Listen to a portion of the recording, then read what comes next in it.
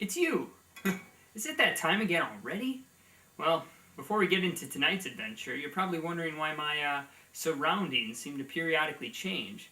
Well, you see, I keep getting into these disagreements with my landlords. They get this bizarre notion in their heads that I'm supposed to give them money on a monthly basis. I certainly don't tolerate any of that nonsense. But you're here for a fairy tale, aren't you? Tonight, it's the story of Goldilocks and the Three Bears. Once upon a time, there was a young girl called Goldilocks. Why Goldilocks, you ask? You obviously didn't see My Little Red Riding Hood.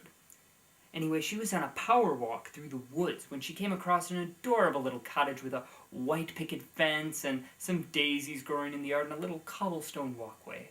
Suffering from the sense of entitlement that comes with preppy white privilege, she naturally invited herself in and immediately began vandalizing the property and gobbling down food that was not hers.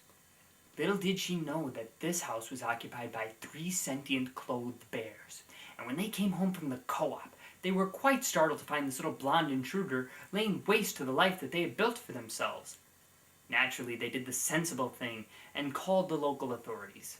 But sadly, the police were more interested in 3 bears that had gained the ability to talk than some bratty little child. They called in the Department of Natural Resources, who tagged the bears and through careful conservation of their habitat were able to increase their numbers. Goldilocks, on the other hand, grew up to appear on Celebrity Rehab. The end. Well, I don't know about you, but that story certainly inspired me to buy a new deadbolt.